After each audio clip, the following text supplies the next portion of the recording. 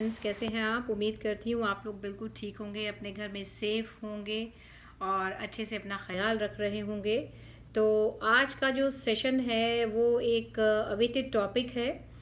बहुत important topic इस वजह से है कि एक जो पैनिक का दौर चला हुआ है, एक जो फियर का स्टेट बना हुआ है हम लोगों का, एक जो डर का माहौल बना हुआ है हम लोगों का, हम उसको किस तरह से ब्रेक करें। तो हर तरफ हम एक सी ही खबरें सुन रहे हैं, एक सी बातें सुन रहे हैं कि वैक्सीन लें कि ना लें, कौन सी वैक्सीन ठीक है, क्या करना चाहिए। एज अ लेमैन हम लोगों को किसी चीज़ की इन्फॉर्मेशन नहीं है, मेडिकल इंफॉर्मेशंस की कमी है हमारे पास, और हम जो सुनते हैं उसको हम एक तरह से अपने दिल और दिमाग में एक मैसेज दे देते हैं और एक डर बिठा लेते हैं कि ये पता नहीं क्या होगा, कि हम लोगों को वैक्सीन लेनी है कि नहीं लेनी है। तो आज के सेशन की शुरुआत हम करते हैं एक टॉपिक से, एक रियल घटना से जो कि रिसेंटली हुई। और हम जो है कई चीज़ों को ऑब्जर्व करते हैं, तो ये मैंने बहुत करीब से ऑब्जर्व किया। एक रेस्टोरेंट में हम लोग बैठे हुए थे, एक फैमिली और बैठी हुई थी वहाँ पर। तो उस जगह की बिरयानी ख़ास तौर पे बहुत मशहूर है। पूरी फैमिली बैठी हुई थी, ऑर्डर दिया हुआ था, बहुत मज़े में सब लोग वेट कर रहे थे कि बिरयानी आने वाली है। सडनली कुछ टूटने की आवाज़ आई, कुछ कांच के ग्लासेस जो थे वो टूट के फर्श पे गिर गए और उसमें से कुछ ग्लासेस के टुकड़े जो हैं वो उछले भी। तो अब स्टाफ को ये डाउट हुआ कि कहीं ऐसा तो नहीं कि कोई टुकड़ा बिरयानी में चला गया हो और पता नहीं क्या होगा। तो जब ये पूछा गया कि क्या हुआ है, तो स्टाफ के लोगों ने कह दिया कि भाई कुछ ऐसा हुआ है, अगर आप कहें तो हम आपको ये बिरयानी दें, और अगर आप कहें तो नहीं।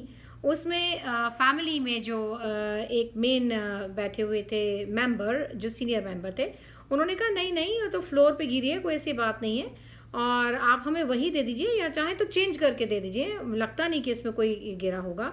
मैनेजर ने भी ये बात श्योर कर ली। अब वो जो बिरयानी जो बहुत खुशबू वाली थी, वो जो एक जायके वाली बिरयानी टेबल पे आई, तो एक स्टेट ऑफ माइंड बन गई कि थोड़ी देर पहले कांच के टुकड़े गिरे थे और कहीं वो बिरयानी में तो नहीं गिर गए हैं। तो आप यकीन करें कि उस बिरयानी का एक एक लुकमा जो था वो फियरफुल एटमॉस्फेयर में लिया गया, एक फियर के साथ लिया गया। हालांकि उस बिरयानी में एंड तक कोई चीज़ ऐसी नहीं निकली कि जिसको कहा जाए कि फियरफुल होने का कॉज था। तो डर का जो एक एटमॉस्फेयर होता है, डर का जो एक ऑरा होता है, डर का जो एक स्टेट ऑफ माइंड होता है, वो आपका कोई भी इम्यून सिस्टम, आपका हैप्पीनेस, आपकी हार्मनी, किसी भी चीज़ की स्टेट को तोड़ने के लिए काफ़ी होता है। एक फियर ऐसी चीज़ है जो कि आपकी पूरी हेल्थ पे, आपके हर एक इंफॉर्मेशन पे भारी हो जाती है। तो ये जो फियर आजकल चला हुआ है कि वैक्सीन लेना चाहिए कि नहीं लेना चाहिए, मैंने स्टडीज़ की है और उसको मैंने जो है वो 10 पार्ट्स में डिवाइड किया है। 10 मिथ ऐसे निकाले हैं जो कि वैक्सीन से रिलेटेड हैं और जिनको वन बाय वन हम तोड़ेंगे। तो कोविड क्योंकि चल रहा है और हर एक का स्टेट ऑफ माइंड ये है कि वैक्सीन एक ले ली है, इम्यून सिस्टम कितना उससे बूस्टअप हुआ होगा, दूसरी लेनी है कि नहीं लेनी है। तो इसके अकॉर्डिंग जो है वो 10 पॉइंट्स निकल कर के आ रहे हैं। ये मिथ्स जो हैं ये मिस इन्फॉर्मेशन भी आप इसको कह सकते हैं, या डिस्टॉर्टेड इन्फॉर्मेशन भी इसको कह सकते हैं, या व्हाट्सएप यूनिवर्सिटी और सोशल मीडिया से निकली हुई कई सारी इन्फॉर्मेशंस भी कह सकते हैं, जो कि हम लोगों के दिल और दिमाग में घर कर गई हैं। तो आइए इसको हम वन बाय वन क्रैक करते हैं, इसको शेयर करते हैं और क्रैक करते हैं।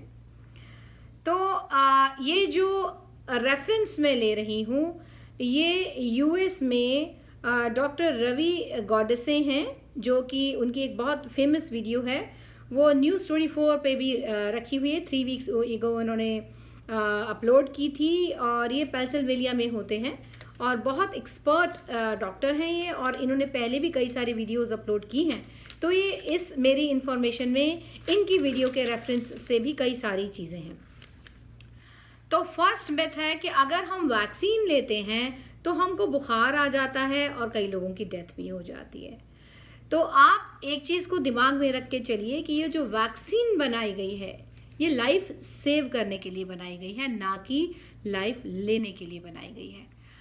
पॉसिबल है कि आपको कोविड हुआ हो और कोविड के सिम्टम हो, उस वजह से आपको बुखार आ जाए और उस वजह से बुखार होने की वजह से या आपको फियर की वजह से या हाई टेम्परेचर की वजह से आपको जो है या किसी को या लंग्स फेलियर की वजह से डेथ का सामना करना पड़े, मगर वो कोविड की वजह से होगा, ना कि वैक्सीन की वजह से होगा।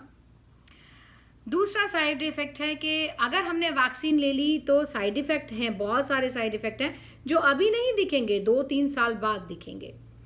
तो सबसे पहली चीज़ तो आप ये देखिए कि वैक्सीन आज आई है क्योंकि आज ये प्रॉब्लम है, आज हमारे ऊपर ये कोविड नाम की बीमारी का एक बादल जैसा, एक शेडो जैसा आ गया है, तो हमें इसको ट्रीट आज ही करना है। इसी तरह से जैसे पहले फ्लू आए थे, जैसे पहले इन्फ्लुएंजा आया था, सार्क आया था और कई तरह के फ्लूज आए थे, जैसे कि पोलियो आया था, टाइफॉइड्स आए थे, इनकी सबकी वैक्सीन्स बनी थी। तो जब इन वैक्सीन्स के ट्रायल्स चल रहे थे तब भी 1-2 डेथ हुई थी। कोई भी वैक्सीन जब ट्रायल पीरियड में होती है तो उसके रिजल्ट्स का कहना मुश्किल होता है। तो ये क्योंकि प्रॉब्लम आई है सोसाइटी के ऊपर, तो उसको सॉल्व करने के लिए सब साइंटिस्ट ने मिल करके जो निकाला है, तो हर इंडिविजुअल की बॉडी पे एक इंडिविजुअल इफेक्ट होता है। बट ये फॉर श्योर है कि अगर आपने वैक्सीन लगा ली है, हो सकता है आप कोविड को कैच कर लें, मगर ज़रूरी नहीं है कि आपकी डेथ हो जाए, क्योंकि आपके इम्यून सिस्टम को उस बीमारी के लिए इतना स्ट्रॉन्ग कर देती है, एक नॉन बैक्टीरिया बना देती है कि वो डेथ का कॉज नहीं बनता है। तो ये हमने सेकंड मिथ जो है उसको बस्ट किया है। थर्ड मिथ जो है कि वैक्सीन लगाने से कुछ लोगों के अंदर ऐसे चेंजेस आएंगे कि उनके बच्चों को ऑटिज्म हो जाएगा, यानी कि उनके आने वाली औलादों को ऑटिज्म हो जाएंगे, कुछ उनके अंदर डिसेबिलिटीज़ आ जाएंगी।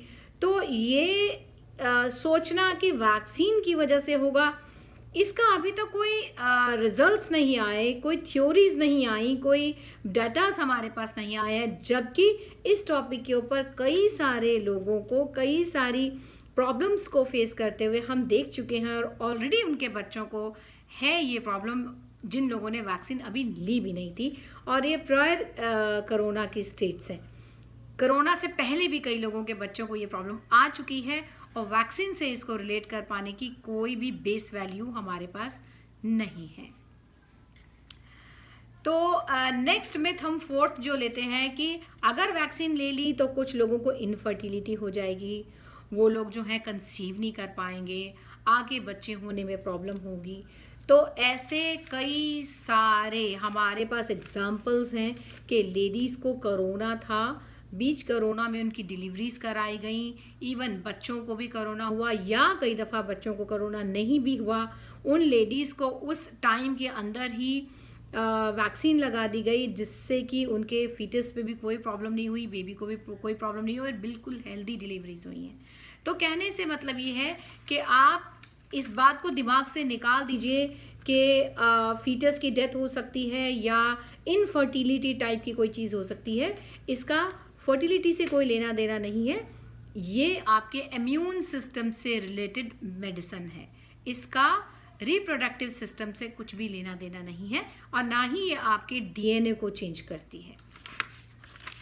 नेक्स्ट है हमारा वैक्सीन लेने से लोगों का जो एक बेसिक साइकिल है, स्पेशली लेडीज़ का एक जो साइकिल है वो बिगड़ सकता है और अबॉर्शंस हो सकते हैं और डेथ भी हो सकती है।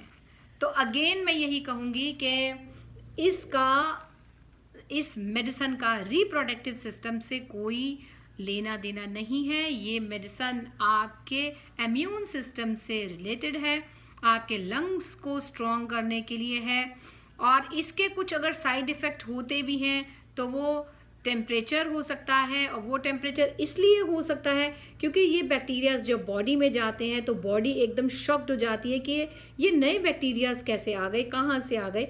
तो वो 3 डेज़ के लिए इन बैक्टीरिया से लड़ती है, और 3 डेज़ के बाद आप चाहे मेडिसिन लें चाहे ना लें, ये सिम्टम्स धीरे धीरे ख़त्म हो जाते हैं क्योंकि बॉडी की अडॉप्टेबिलिटी बढ़ जाती है और वो इसको अडॉप्ट कर लेती है, और ये एक फ्रेंडली बैक्टीरियाज बन जाते हैं और इम्यून सिस्टम स्ट्रॉन्ग कर देते हैं। तो इसका रिप्रोडक्टिव सिस्टम से कुछ लेना देना नहीं है। इसके जो सिम्टम्स आते हैं इससे रिलेटेड, वो सिर्फ आपके फियर से आते हैं।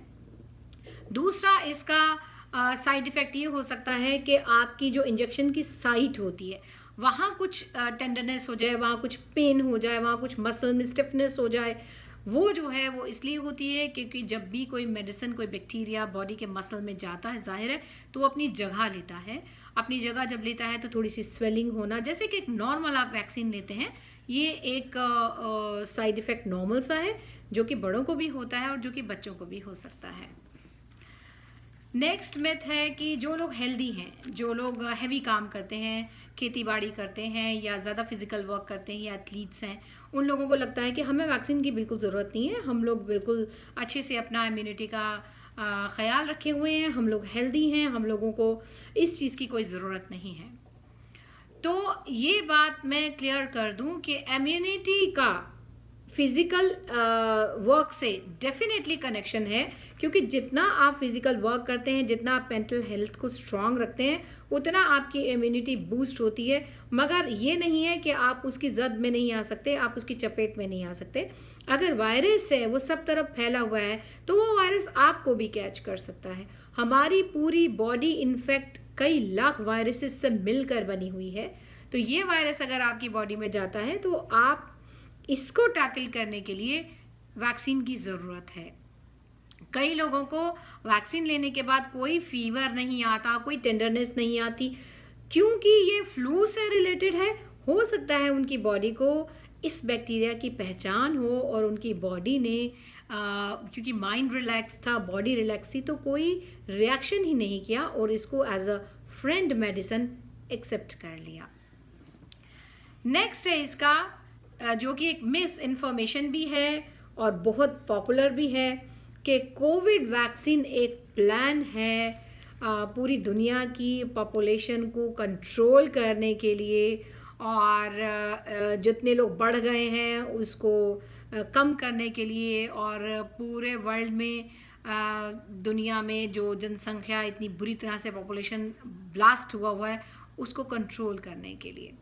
तो अगर ऐसा ही था कि पॉपुलेशन कंट्रोल करना था, या कुछ लोग कहते हैं कि ये प्लान है, ये बनाया गया है, तो इस चीज़ के ऊपर हम कोई भी कमेंट नहीं कर सकते क्योंकि हमारे पास कोई इसके रिसोर्सेस नहीं है। और हमारे पास 2 ही ऑप्शंस हैं, आप वैक्सीन लीजिए या आप सामना करिए इस कोविड का, जो कि आपको कई सारी प्रॉब्लम्स में डाल सकता है।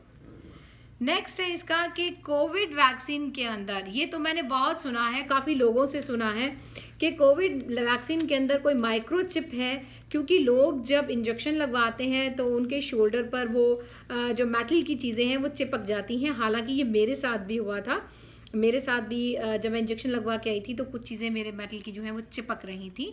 तो ये जो चीज़ होती है ये माइक्रोचिप नहीं है, जिससे कि जो सुप्रीम कंट्रीज़ हैं वो लोगों के ऊपर ट्रैक रख सकें और जो लोगों को अपने डाटाज में रख सकें कि ये आदमी यहाँ से वहाँ मूव हो रहा है और यहाँ। भले आप ही सोचिए कि सुप्रीम कंट्रीज़ को क्या ज़रूरत पड़ गई है कि वो आपको ट्रैक रखें और देखें कि आप कहाँ मूव कर रहे हैं और क्या मूव कर रहे हैं। उन लोगों को क्या ऐसी ज़रूरत है कि वो आपको रडार में रखें। तो ये मिथ भी कितना लॉजिकल है ये हम लोगों को खुद ही सोचना पड़ेगा। 10th मिथ जो है कि ये प्लान जो है ये चाइना का प्लान है और वो सारी दुनिया को अपनी मुट्ठी में करना चाहता है और 1 करेंसी एंड 1 कंट्री रूल करना चाहता है। मगर आप लॉजिक लगाइए इसके ऊपर कि अगर ऐसा हो तो पूरे वर्ल्ड में कितनी कंट्रीज़ हैं, क्या कोई ऐसी कंट्री है जो बहुत इजीली सरेंडर कर देगा कि ओके फाइन आइए और रूल अस। कितनी सारी कंट्रीज़, कितनी सारी पॉपुलेशन, कितनी सारी डेमोक्रेसी है, कहीं पर कहीं किंगडमशिप है, कहीं पर, तो क्या वो सब मिल करके एकजुट होकर के किसी एक कंट्री को अपना मीन्स मेन हेड मान सकते हैं? और इतनी लैंग्वेजेस, इतनी कंट्रीज, इतनी different environments, different political situations, ऐसा होना पॉसिबल लगता है आपको? तो ये लॉजिक करने वाली बात है। इसे आप लोग सोचिए और सोच करके और एनालाइज करिए कि ये जो 10 मिथ हम लोगों ने क्रैक करे हैं अभी, ये कहाँ तक स्टैंड करते हैं। अपने लॉजिक लगाइए, अपने आप को एक पॉजिटिव स्टेट में लाके सोचिए कि जो हम कुछ सोचते हैं, क्या अपने दिल और दिमाग में इसको घर कर देना, इसको जगह दे देना ठीक है हमारे लिए? तो अब एक मेन मुद्दा ये भी है कि कई केसेस आए हैं डेथ के, कि लोगों ने वैक्सीन ली है और लोग वैक्सीन लेने के बाद मर रहे हैं। तो ये लाखों, हजारों, लाखों में एक कोई केस आया है। वैक्सीन लेने के बाद एक केस आया है डेथ का, जो कि ब्राज़ील में आया है, और जिसका कंफर्म हो गई है ये बात एनालाइज करने के बाद कि ये एक प्लेसिबो इफेक्ट था। लास्ट वीडियो में मैंने आपको प्लेसिबो इफेक्ट के बारे में बताया था। उसकी डेथ प्लेसिबो इफेक्ट की वजह से हुई है, ना कि वैक्सीन लेने की वजह से। तो इतने लोग ले चुके हैं वैक्सीन, करोड़ों लोग ले चुके हैं। पोलियो से कई लोग मर जाते हैं, एक्सीडेंट से लोग मर जाते हैं, स्वाइन फ्लू से मर जाते हैं, बर्ड फ्लू से मर जाते हैं। तो आप ये भी तो देखिए कि जब करोड़ों लोग इस वैक्सीन को ले चुके हैं और उनका कोई इस तरह के रिपोर्ट्स नहीं आए, तो हम एक नेगेटिव स्टेट बना के कैसे चल सकते हैं? इसलिए हम लोगों को पॉजिटिव स्टेट ऑफ माइंड बना के चलना पड़ेगा। हम लोगों को वैक्सीनेशन लेना पड़ेगा, वही हमारे पास एक ही उपाय है। अगर हम जिएंगे तभी तो हम आने वाले 3 साल, 5 साल, 10 साल देखेंगे। अगर फ्लू हमें कैच कर गया, ये कोरोना वाला, तो हमारे जीने के आगे के रास्ते कहाँ रहेंगे? हमारे लंग्स इतने इन्फेक्टेड हो जाएंगे, इम्यून बूस्टअप नहीं हो पाएगा। तो इसलिए वैक्सीन लेना एक सेफ मेथड है। आप इस मेथड को फॉलो करिए और वैक्सीन को लीजिए। रिस्क फैक्टर को हम कंपेयर करते हैं। एक मेडिकल टर्म आती है जिसका नाम होता है रिस्क फैक्टर कंपैरिजन।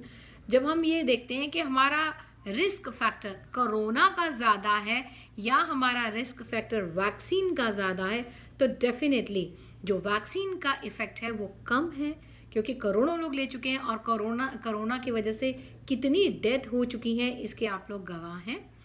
तो इसलिए अब आप वाइज डिसीजन लीजिए, मेडिकल एडवांटेजेस लीजिए, मेडिकल एडवाइस लीजिए, डॉक्टर से एडवाइस लीजिए। प्रेग्नेंट लेडीज़ हैं तो वो डॉक्टर से सलाह करें। जिन लोगों के इम्यून सिस्टम ठीक नहीं है वो लोग डॉक्टर से बात करें। जिनको ऑलरेडी ऑटो इम्यून डिजीज़ हैं वो डॉक्टर से पूछ करके लें कि हमें ये मेडिसिन लेनी चाहिए कि नहीं। हालांकि कोई भी डॉक्टर डिनाई नहीं कर रहा कि आपको ये वैक्सीन नहीं लेनी चाहिए।